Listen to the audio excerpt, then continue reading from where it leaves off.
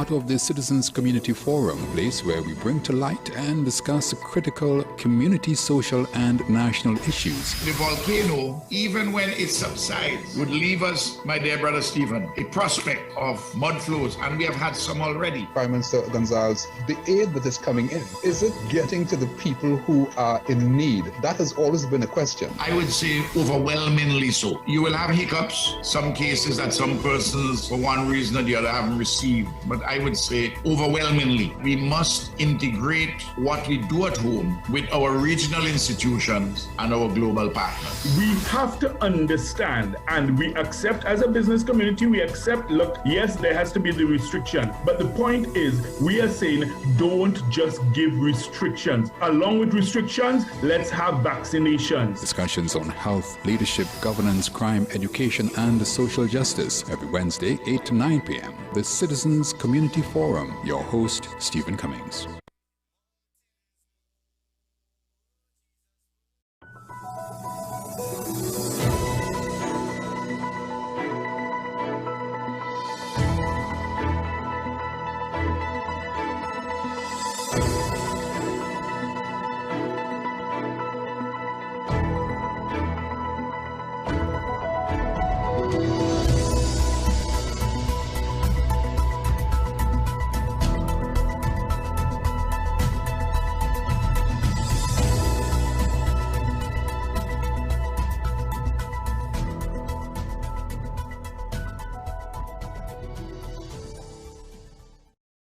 Good evening to you. I'm Stephen Cummings, and welcome again to the Citizens Community Forum.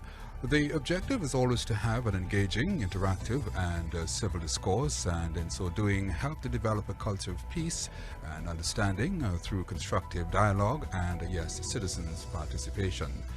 Well, our guests are those who express views and opinions of their own and in context, views which may not necessarily be that of the FBN network, the Citizens Community Forum, or that of the host. 15 months on into a global pandemic, Trinidad and Tobago, like many other countries in the world, is yet to find its way out of the clutches of a deadly virus. While several countries have found different ways to respond to what is now known as the coronavirus and a pandemic, how has a 1.4 million population responded in its own defense 15 months on? Could Trinidad and Tobago have gone have done better? Are there still broken linkages in the system in need of mending? In any event, resulting economic contraction and a direct impact on the most vulnerable are all indicators that countries must have a crisis response plan and a clearly defined trajectory for post-pandemic recovery. This evening, inside the Citizens Community Forum, our topic, Trinidad and Tobago, assessing our response to the pandemic 15 months on. And to help us discuss the issue, joining me for the next hour is Mr. Gavin Nicholas, attorney at law, leader of the Movement for National Development, MND. Mr. Nicholas previously served as Attorney General of Trinidad and Tobago and High Commissioner to the United Kingdom, Ambassador to Denmark, Finland, Germany, Norway, and Sweden, and has and continues to contribute to public service. Mr. Nicholas, good evening to you and welcome to the Citizens Community Forum. Very good evening to you, Stephen, and very good evening to all your listeners. Indeed. Mr. Nicholas, well, of course, you have been on the Citizens Community Forum before, so our frequency and our channel is no stranger to you.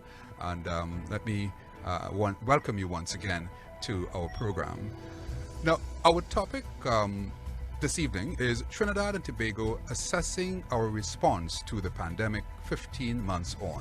What is your assessment of our response to the pandemic that has so far demonstrated an ability to seriously challenge the strengths and fragilities of our social and economic structures here in Trinidad and Tobago? Okay, well, first of all, let me just premise what I say by letting your listeners understand that I'm not here to bash the government. I am simply here to point out where I think the government could have done better and so that we could learn from errors and perhaps never let those mistakes happen again in the interest of the people of Trinidad and Tobago. So when I was here, I think I was on your program about a year or so ago. Yes, you were. And back then, I had said a couple of things which have borne out, and they include the fact that when we were alerted to the COVID virus becoming an international pandemic, and we chose to close our borders, we did not do what was necessary in order to maximize the closures of our borders, in that we did not move swiftly to increase testing, tracing, isolation, and therefore eradication of the virus in Trinidad and Tobago, as only a few other countries in the world did properly. And New Zealand is certainly one of those countries that acted very effectively with regards to this. Having had that process or that stage slip by, we didn't, in my view, act quickly enough to beef up our testing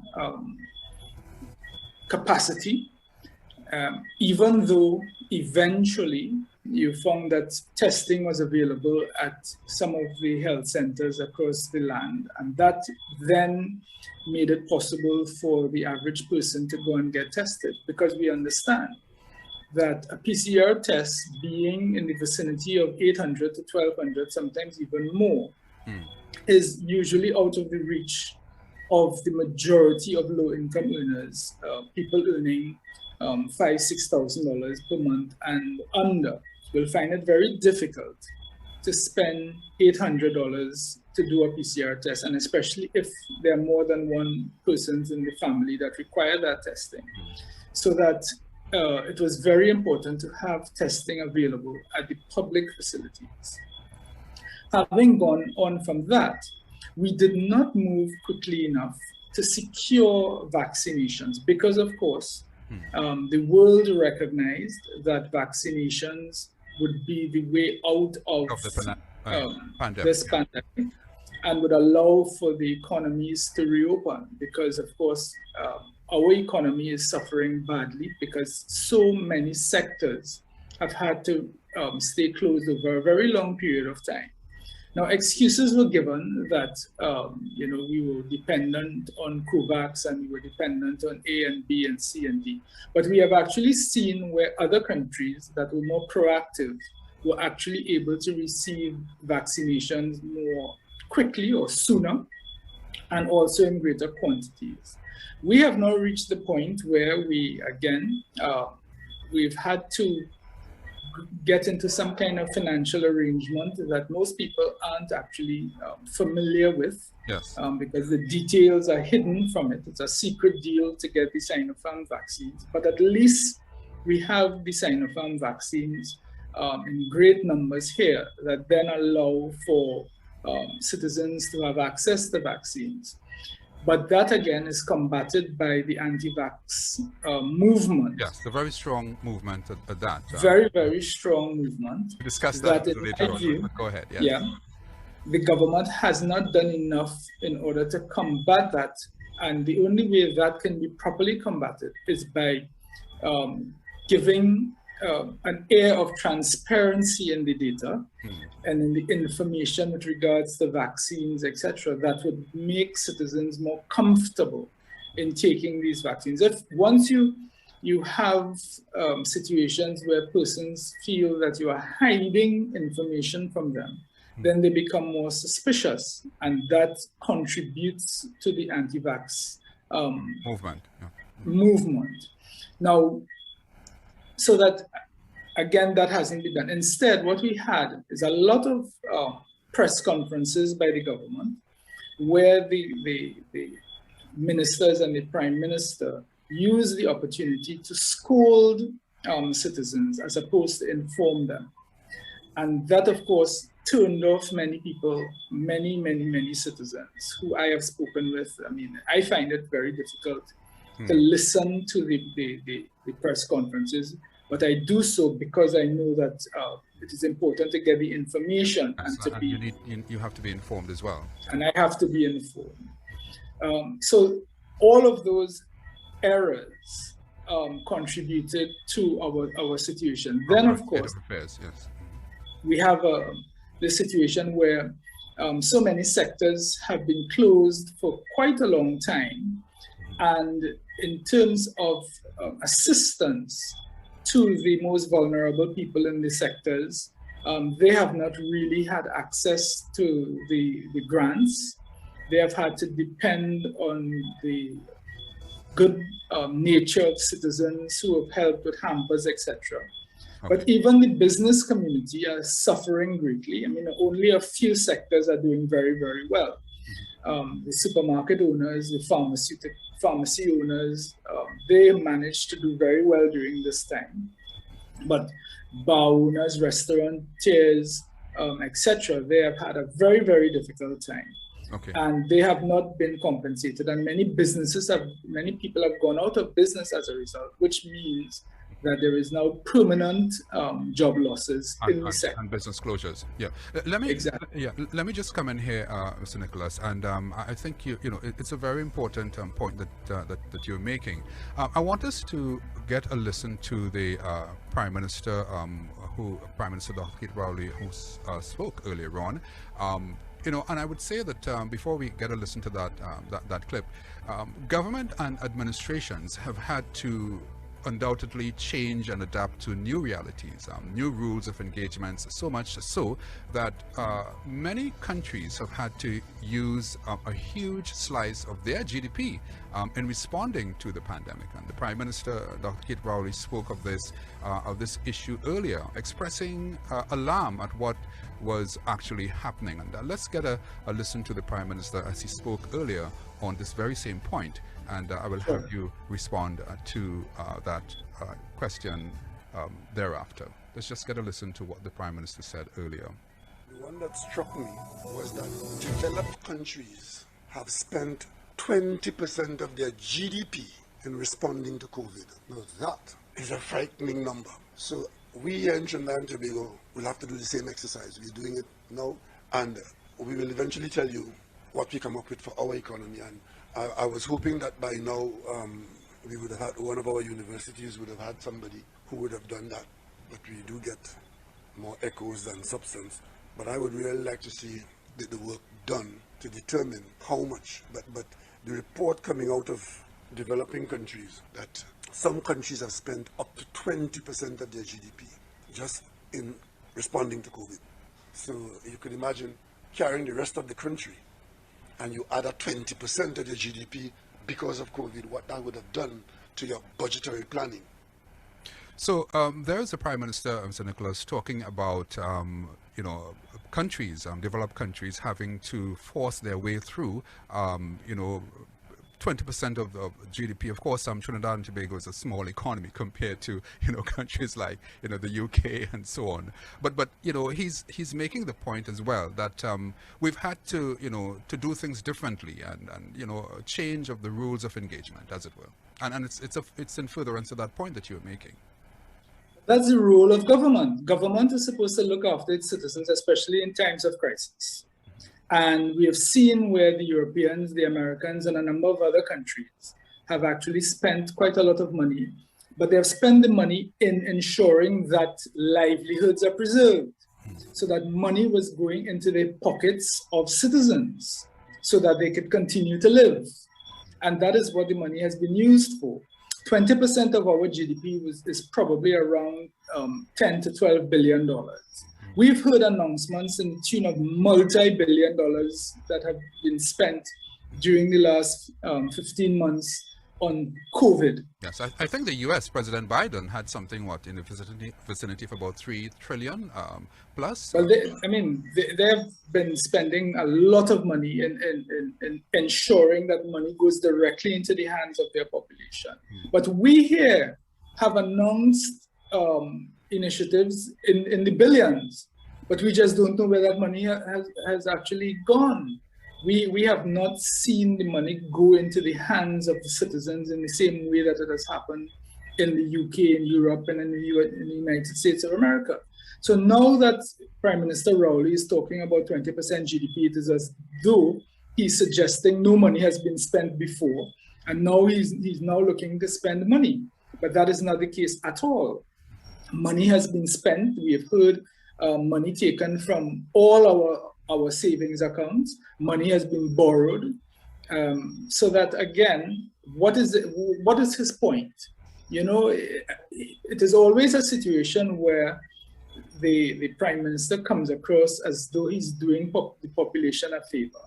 Before you can spend money on building stadia or new roads or new bridges during a pandemic, you have to look after the health of the nation. So your money is rechanneled into the healthcare system. It is there to ensure that testing kits are purchased. In the UK, the citizens in the UK have access to testing kits twice a week to ensure that they're up to date with their COVID status. That is money spent by the government. People were given money in order to stay home and look after their families, again by the government. We here, those are the things that we are supposed to be doing. Ensuring that's that a responsibility. That's a responsibility of a government. That is a responsibility of the government. That is not a favor. That is the fact that you haven't done it shows your incompetence, shows your lack of governance in first world leadership. So that the Prime Minister is always behind the curve. Whether it be for testing, whether it be for isolation, whether it be for vaccinations, whether it be for assistance to the population, always behind the curve. There is no forward planning. And that has been one of our big problems. All right, I want to take you up a bit on this very same issue of vaccine access, and there remains the issue of how, as a country, we would have responded to accessing vaccines. And you being a former ambassador and knowing how these matters work, is that that more could have been done on the side of diplomacy, knowing that a fair amount of horse trading and even influence, remained on the side of bigger and more powerful countries, like, for example, the US, Germany, and the UK. And the Prime Minister did respond to that issue as well as we talk about diplomacy. And I just want to, for us to get a listen to, and again, I'll have you respond to the Prime Minister. Let's just get a listen again on that very same issue of vaccine access. Tell you that there would have been a narrow period when we wouldn't have had vaccines for first dosing, but after that, going forward, we should be able to have a constant stream of vaccine for first dosing. We were fortunate because of Trinidad and Tobago's relationships outside to get a substantial batch of a WHO approved vaccine, which is now in hand, so nobody could say now in Trinidad and Tobago that I want to be vaccinated. I don't know where to go, I don't know who to turn to, and I don't know that there's any vaccine available. This country is not in that situation. We are in the opposite situation. The vaccines that we have in hand are all 2-dose vaccines at this time. So 1.2 million doses mean that we have had in our hands vaccines to handle 600,000 persons. That is a major hurdle from not having any vaccine. We in Trinidad and Tobago had or have vaccines to vaccinate just under half of our population. So the Prime Minister is talking about good diplomacy on the part of his administration, Mr. Nicholas. I'm not sure. Well, of course we know. I mean, let us be. Is that a political statement or otherwise? How? Let us examine it. Let us examine it. As far as diplomatic efforts have been concerned, that we would be then talking about gifts, donations, or access to vaccines. We have had the AstraZeneca that came through with the help of Barbados. Yes. We've had the Covishield with the assistance of the Indian government, where we all know that the diplomatic fiasco that went on there. And the bulk of the vaccines that the Prime Minister is now speaking of are actually vaccines that we have purchased. There is no diplomacy involved there. We got a loan from China to buy Chinese vaccines. That is skill on behalf of China. That is not skill on behalf of Trinidad. Okay. That is not, I hear you. that is not skill of Trinidad at all. Had we acted early, we should have tapped into vaccines being produced in the United States. Of course, the United States, as well, they were hoarding their vaccines. Yes. But of course, you could have gotten around it because there are examples of other countries that were able to purchase the Pfizer. The Europeans had access to Pfizer. Pfizer was being produced in the US, but they were selling to Europe.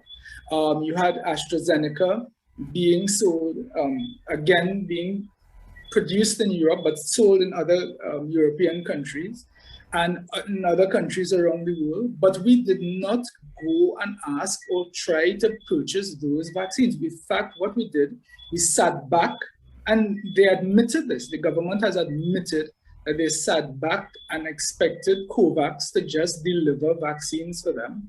And when they did not, because there was no proactive diplomacy, then we were left scrambling. So to now come and say that you are so great in providing vaccines, that is a bunch of nonsense. And in fact, one of the reasons that there is vaccine hesitancy is because Sinopharm is not one of the top 3 or top 4 vaccines that people see as being the top vaccines, and they don't have enough information on it. And they are being guided by information that is being presented on the internet that is preventing them from feeling secure in taking those vaccines. In addition to which, they're also seeing where countries around the world, including Europe and China, Canada, Yes. who are not accepting those vaccines for travel, Yes. then they are left to wonder, why am I going to take those vaccines if there are still question marks over them? Now, I do not believe that a WHO approved vaccine should be distinguished significantly one way or the other, because if WHO approved the vaccine, Yes, it must be that the vaccines are working. Yes. And therefore, it is up to the government to have had proper education programs in place to combat the rhetoric that you get from the anti-vaxxers. But it is their fault because they did not get the top vaccines that would allow for a Trinidad population that sees itself as a first world nation, that travels like a first world people, to go and to travel and to open up the economy and live their lives in the way that they are accustomed. All right, so there we are. All right, and you're listening to and viewing the Citizens Community Forum. I'm Stephen Cummings, and this evening we are on the topic Trinidad and Tobago, looking at its response to the pandemic, and more specifically Trinidad and Tobago assessing our response to the pandemic 15 months on. And I have with me Mr. Gavin Nicholas, and he's joining me this evening as we discuss this very, very important subject matter this evening. Mr. Nicholas, we have been hearing quite a bit about, and I go back to the business of vaccine hesitancy. And do you believe that we would have more? Because certainly there is a divide. I've even heard doctors, scientists, people who are supposed to be in the know, making a case that it's better not to vaccinate, or more specifically, let it be left up to persons to make what one would call a self-determination as to whether they want to be vaccinated or not. But do you believe that the voices are stronger pro-vax than anti-vax? How do you assess that? What has happened over time is that citizens have lost trust in governments because they feel that overall governments don't tell them the truth And we're not, governments right. And when you raise the issue of trust, we're not necessarily talking about this administration. You're talking about governments across the world. across the world. Okay. Right. Across the world, you have this issue of trust. Once you have governments where there is not high levels of transparency and accountability and strong institutions, and institutions appear to have been politicized, then people become wary of information coming out of government agencies. And that has fueled the underground sort of media that has been proliferated on Facebook and other social media platforms. Yeah. Social media platforms. And people generally like to hear Bacchanal. They like to hear the conspiracy theory.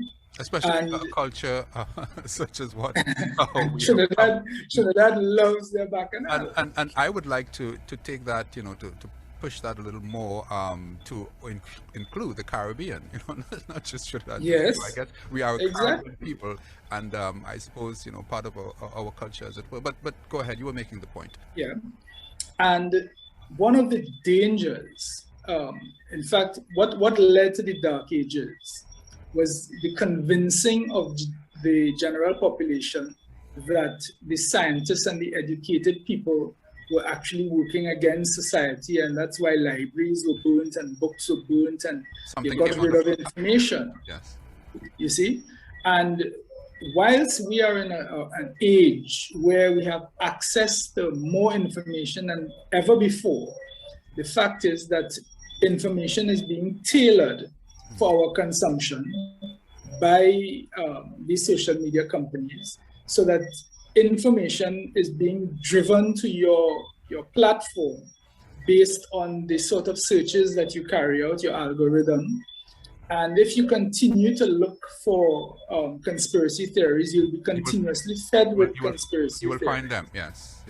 Yeah. So it's what you're looking for and what you would want to find. You're saying that's exactly what you will find. And that is what is happening. Yes. You see, there is, and the interesting thing is that most of the information that people rely on for anti-vax movement has either been debunked or shown very clearly to be misleading.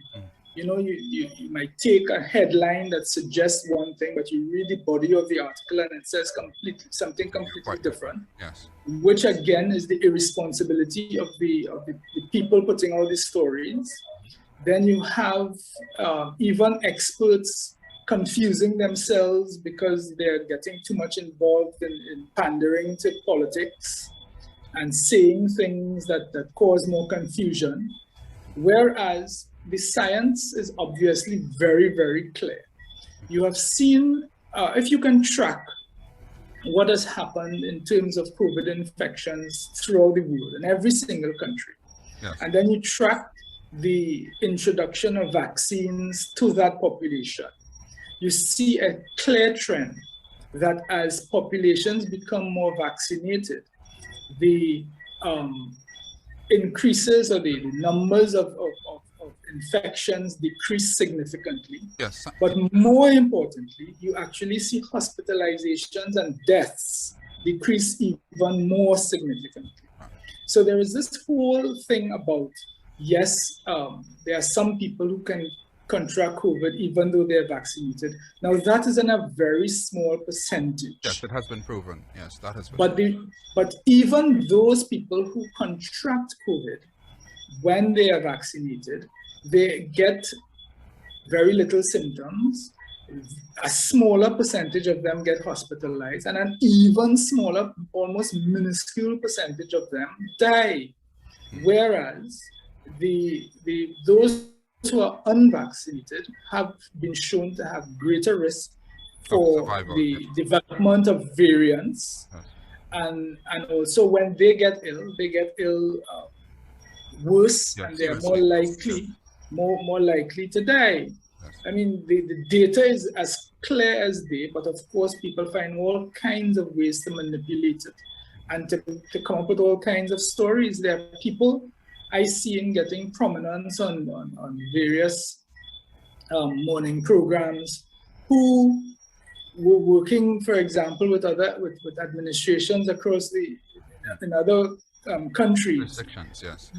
When they were suggesting that there should just be a herd immunity policy, and whoever dies, and whatever happens after that happens. I mean, people have actually had those kinds of policies. Yes. Very sure. Then you have, of course, those who are pushing the herbal medicines, and herbal medicines has its place in society, but herbal medicine and vitamins alone cannot prevent certain diseases. The science has to be followed. Yes, the science has to be followed. The science has to be followed. I mean, if you're going to build a home, you're not going to get somebody who learned architecture and construction on the internet. If you're going to drive a car, you're not going to drive a car built by somebody who wake up in the morning and go and research how to build a car on the internet. But yet still you're putting your life in the hands of people who feel they know more than scientists who have worked on vaccinations for decades, where the testing has been done on these vaccines and monitored by all sorts of agencies. And then you recommend to the population to take medicines that haven't even been tested. Yes. I mean, it's ludicrous. All right, so there we are, and you're listening to and viewing the Citizens Community Forum. This evening I have with me Mr. Gavin Nicholas. He is attorney at law and leader of the Movement for National Development, MND. And Mr. Nicholas previously served as Attorney General of Trinidad and Tobago and High Commissioner to the United Kingdom, Ambassador to Denmark, Finland, Germany, Norway and Sweden, and has and continues to contribute to public service. Mr. Nicholas, what we will do at this time, we will take a short break, and when we come back, we will continue the discussion. We'll come right back.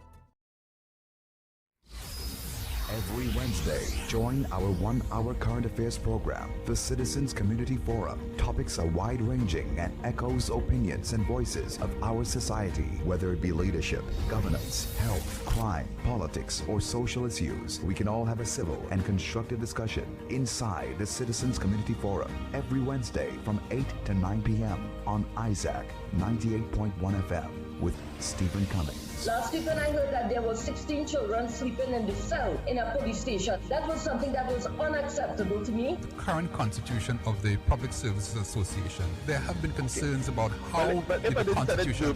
If you are restructuring the PSA, the only way you can restructure the PSA itself is through constitutional reform. If the minister does not accede to our request and revalidate his license, we'll have to be headed to court. Every Wednesday, 8 to 9 p.m., the Citizens Community Forum. Your host, Stephen Cummings. Prime Minister, good evening to you and welcome to the Citizens Community Forum. Good evening, my brother, and all your viewers, listeners. I'm happy to be here with you. You know, our complaints have been more solid, and it's been more substance coming forward now. Mr. Cummings, I think Trinidad can be proud of their civilian oversight. Mr. Cummings, you were asking about our operational, you were asking about it from an operational standpoint. And I think where we stand out and where we stand apart from other investigative bodies is that we rely mostly on science. But first of all, good evening, Stephen. Thank you very much for having me on your program, and a very good evening to all of your listeners. It's good to be with you once again.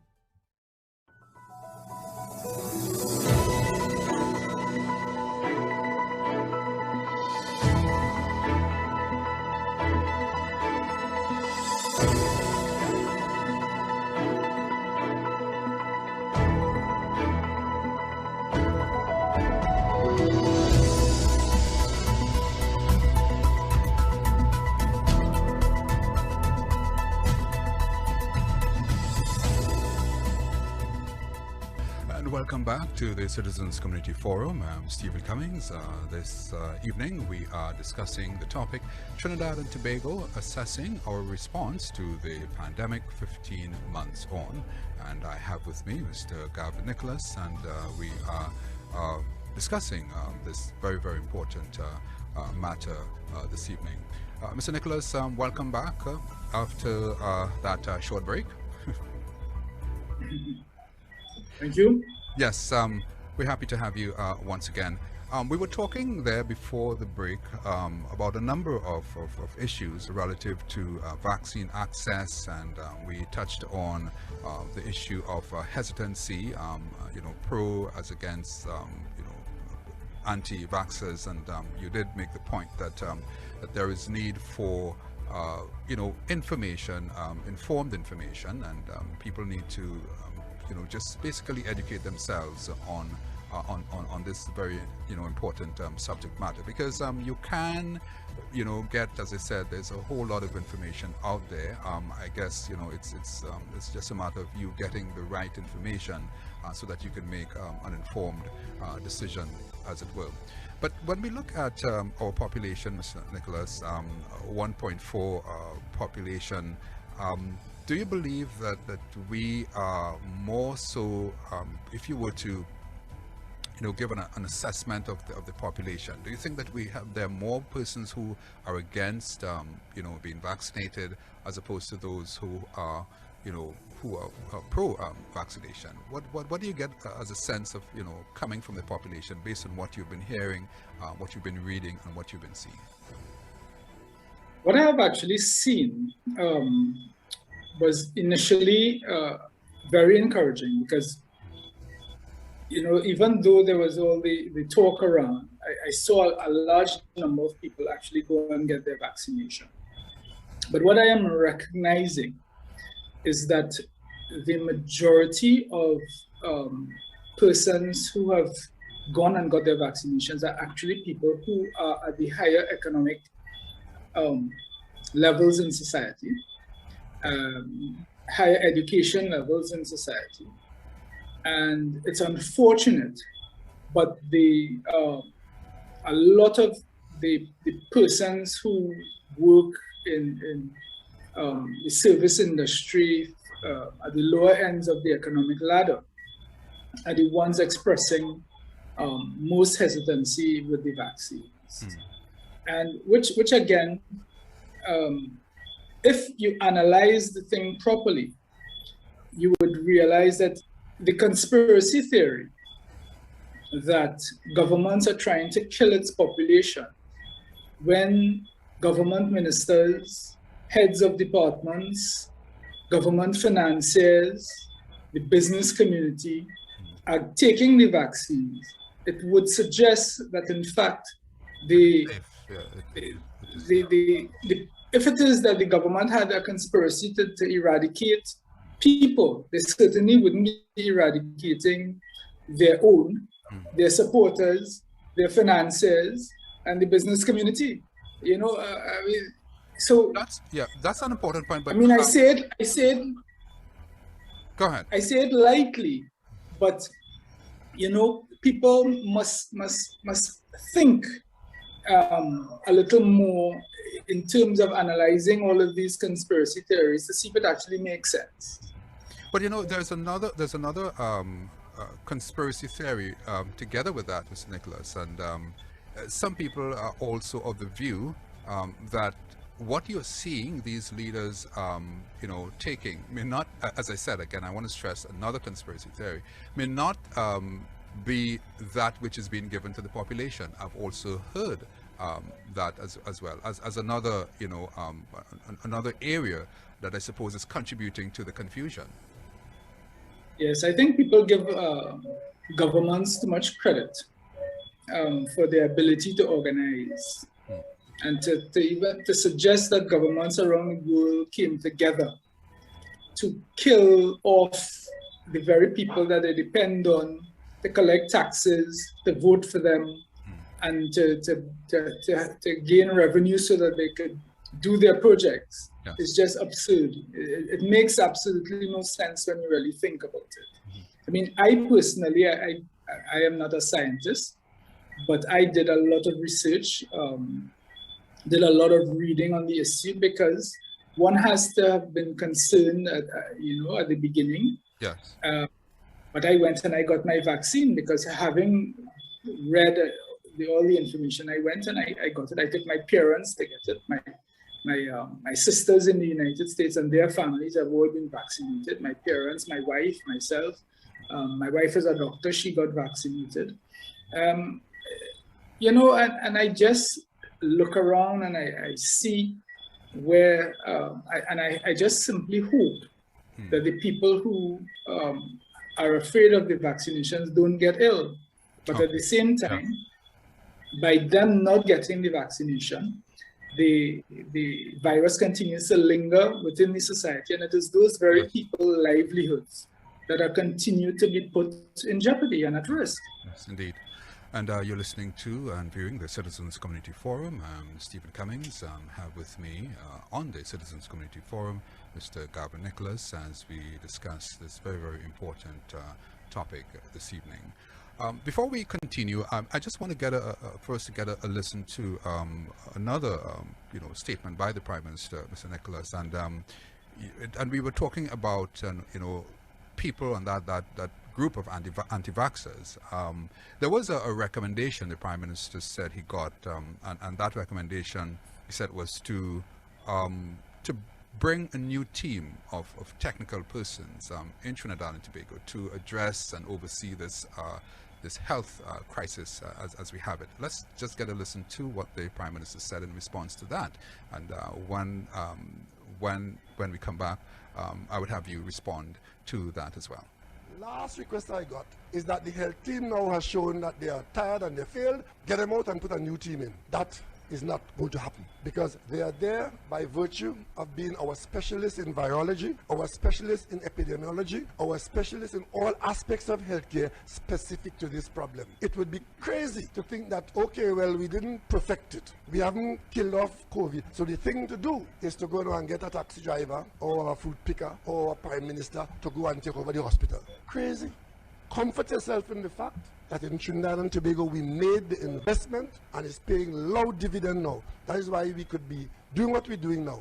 Talking to you, as I dare say, one of the most educated populations in the world with respect to this virus. So therefore make an educated choice. Again, the Prime Minister talking about having to face those kinds of issues, external influences as to how they believe we should manage our health system. And of course, I'm sure you would agree that there's no need for us to to be pandering to this specific grouping. Yeah, in fact, I don't think that the team advising the Prime Minister and the Minister of Health are deficient. There might be one or two of them that have strong political leanings, but that doesn't necessarily mean that they will mislead the government or that they are incompetent. Yeah, these are supposed to be professionals. Exactly. So there's so that I would not go down that road at all. In fact, there are one or two people on that team that I know personally.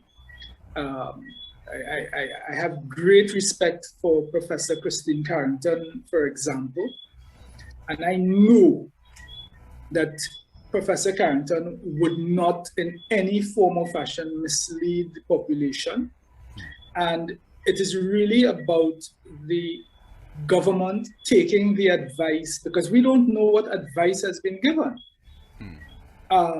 It may well be that proper advice was given and the government refused to follow it at the beginning, that the government continues to play catch up because of their own politics, as opposed to, because I have known many situations where technocrats have given very solid advice to politicians who have not taken it. We saw it in the US, we saw it in other parts of the world, we see it in Brazil. So it isn't necessarily that the technocrats are at fault, if there is fault at all. but it is down to the decision makers whether they themselves acted proactively, whether they sought advice when advice was required, or did they just make decisions based on their own politics or what they thought was the best thing to do on the day. Indeed. So I have confidence in our technical staff, the team, and I just do hope that they continue to feel strong enough to stand up and give the objective advice and not feel that they are, because of course with a prime minister who feels that he could buff everybody, these people who are not accustomed to the political arena could feel intimidated. And the prime minister tends to try to intimidate the population and the people around him. All right. Okay, and you're listening to and viewing the Citizens Community Forum. I'm Stephen Cummings. This evening we are talking with Mr. Garvin Nicholas, and the topic this evening, Trinidad and Tobago, assessing our response to the pandemic 15 months on. And continuing the discussion, Mr. Nicholas, and I thought it was important to hear, to hear from the Prime Minister, and he was talking at the press conference last weekend out of Tobago, and on this very same issue of politicians and politicizing, our health, situations and issues. I want us to get a listen again. What he said in response to that, and he was very much, I think, it was more of a tongue lashing, as it were, to what he described as some politicians who appear to be or wanting to derail the government's program in its response to COVID-19. Let's get a listen again to what the Prime Minister said on that very same point. There's one other group of persons I want to talk to from this platform here, and it's a specific group of politicians in Trinidad and Tobago for whom this country must fail so that they could say, I told you so. I heard somebody on a radio program reading out some misinformation about our gas supply and our future in the gas business, and had a good enjoyment in saying that the government is wrong. We are going to hell in a handbasket in the energy sector with respect to gas supply because BP says so. I wonder if these people live here, and I wonder if they really so want to succeed or see others fail that they would like to see the country's business being what it is. Mr. Nicholas, should we as politicians in Trinidad and Tobago, be so focused on on the politics as opposed to having that centralized focus on treating with the issue at hand? Because you can be distracted, and I believe if you are listening to the voices of the politicians, that can also contribute to that very same business of hesitancy that we were talking about a little earlier on. Your response to that? Yes, I don't think it's the job of politicians to polarize a community or polarize a nation.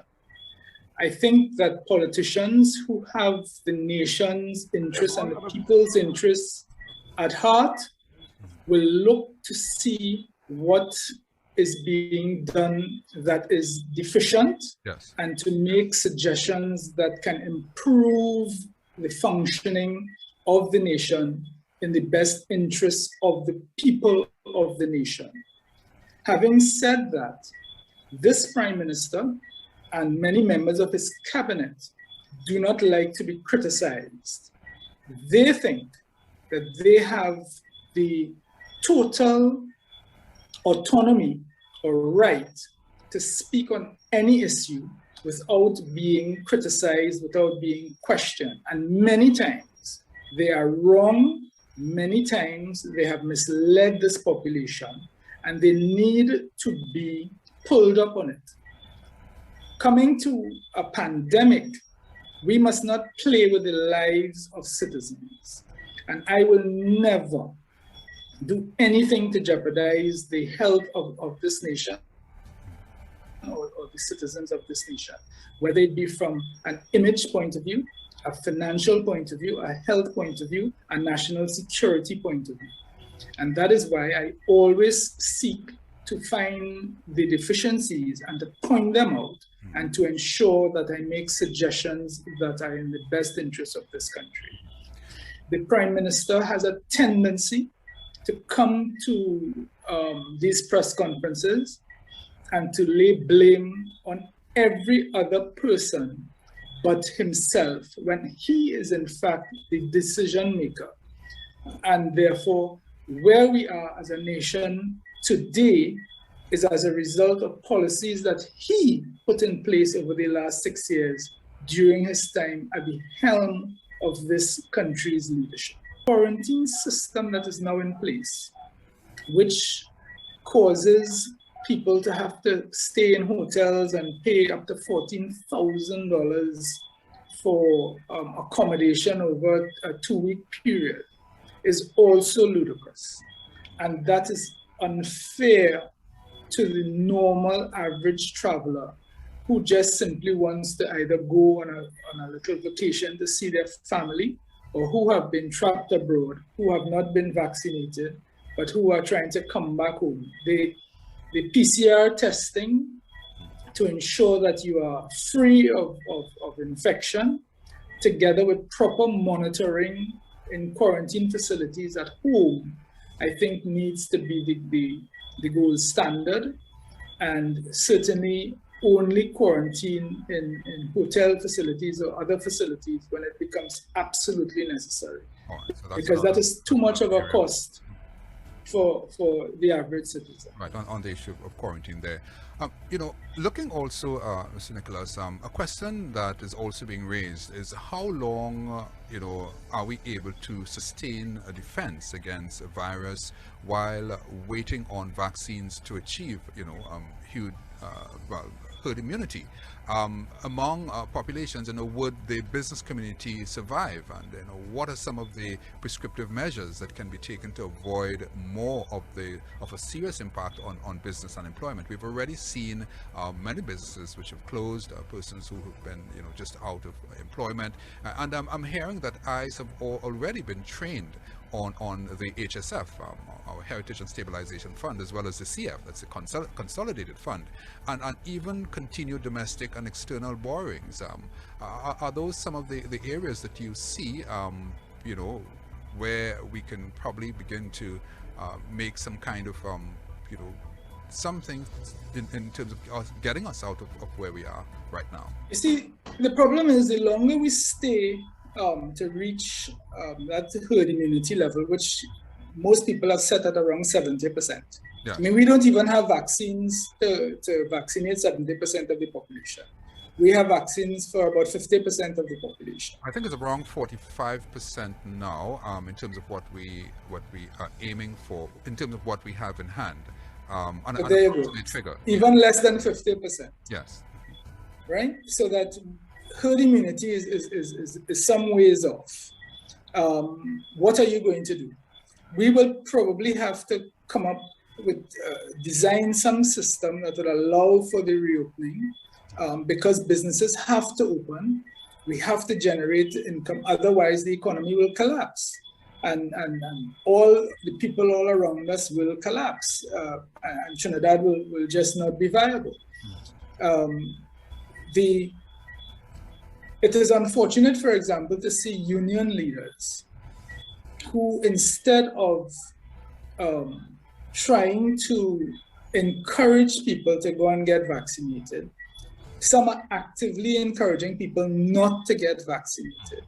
Now, if you encourage people not to get vaccinated, then you cannot allow these people back into your workplace safely, because there will be a natural unsafe environment that is being created by the lack of vaccination. Yeah, and that's another topic altogether. That's another topic altogether. Exactly, and that is why you are seeing business people taking drastic decisions with regards to forcing people to take the PCR test to ensure that they are COVID-free before coming in and mixing with vaccinated people. Yes. Because the reality is that vaccinated people, even if they contract the disease, they are less likely to have the significant effects that non-vaccinated people will have. Right. And unless we get cooperation from every sector of the society, because this requires a national effort. This requires cooperation between government, opposition, labor, business, media. We need the cooperation of all in order to bring us out of this situation so that we could get back to living and earning a livelihood and building our economy. All right. So Nicholas, we have just a few minutes again before we end the program, and I want to take the next 2 or 3 minutes or so for you to respond to this question, and of course you can give us your closing remarks as well. And the question has to do with mandatory vaccination as we focus on this topic of our response to the virus. Are you a supporter of mandatory vaccination by law, something which is legislated, so that we can maybe have similarly where we had the masking initially, we would have been able to go about without a mask, and now it is mandated that we wear masks when we are out in public. On the question of mandatory vaccination. Now, the mandatory vaccinations, we've had legal discussion on this in many fora, local and international. And it is generally believed that we should not yet go down the road of legislating mandatory vaccination.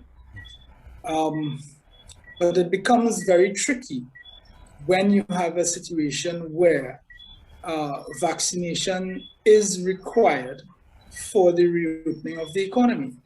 Now, mandatory vaccinations occur, that policy has been around in various forms. For example, there is mandatory vaccination to travel to certain countries at the moment. Yes, indeed. There is mandatory vaccination to enter schools at the moment. So that mandatory vaccination isn't a new concept. But because of the hesitancy, because of people not understanding the rights that they actually have and rights as it pertains to working with others. You see, everybody believes that their right is unique and specific to them only. And they don't understand that rights don't operate like that. And therefore there's the right of the individual, there's the right of the population, there's the right of the citizenry. Yes. So and without people understanding that, and with the fact that you don't have the buy-in from every sector, then there will be room for disruption, because you don't want to bring in a law where the unions march and shut down the entire country and things just become worse. Well, they won't be allowed to march at this juncture, but you would have the revolt, you would have the chaos to raise their voices. Yes. And I believe that legislation should be brought to the benefit of a country, not to the detriment. And right now, if you bring that legislation, it will be to the detriment simply because you don't have buy-in from the various sectors. So what is required is for people to sit around the table and for there to be open and transparent discussion, so that persons can reach a situation where they can agree that the vaccination is important, that everybody is encouraged to take the vaccination, so that we don't have to reach the road of mandatory vaccination. Because at the end of the day, we are a democracy. Yes. And in a democracy, there needs to be buy-in by the population. And it is not for the Prime Minister to come and buff people, but to bring information so that proper decision-making can be had with the buy-in of the population. All right, I want to give you 60 seconds. In addition to what you've said there, 60 seconds, your closing words to what would you like, as a takeaway, for the population of Trinidad and Tobago, well, I think the region and the world. This whole COVID experience has brought to the fore the various forms of governance. We have seen in New Zealand, for example, where there has been a lot of buy-in by the people because of the approach taken by Jacinda Ardern in terms of discussing the issues and having transparent and open discussions with the population. You see in other countries such as Scotland, where and other parts in Wales and other parts of the world as well, where the leaders interact more and listen to the population before making decisions. We here have had this behavior of diktat, so that you just come and you decide what is good for the population, and you just come and buff people and say this is it regardless. For example, the removing the ability of people to exercise and to go to the beaches. In other countries, that has been encouraged, to go to parks, to get fresh air. But so that at the end of the day, what is important is that you interact with your population. You are open, you are transparent, and you understand that this is a democracy, not a dictatorship. And therefore, you are more likely to get by. All right. Mr. Nicholas, we have to leave it there at the moment. I want to thank you again for being on the Citizens Community Forum. And of course, we will continue the discussion on this very same matter on another occasion. Thank you so much again for being with us. It's always a pleasure to be on, Stephen. You take care and stay well. Thank you. And you are listening to and viewing the Citizens Community Forum. Stephen Cummings talking with Mr. Garvin Nicholas there on the topic Trinidad and Tobago, assessing our response to the pandemic 15 months on. So until another program, we see you next Wednesday. Have a good evening. It was a famous poet who once said, "They came for the Jews, and I did not speak out because I was not a Jew. Then they came for the communists, and I did not speak out because I was not a communist. And then they came for me, and there was no one left to speak for me." Words there from famous poet Martin Niemöller, 1892 to 1984.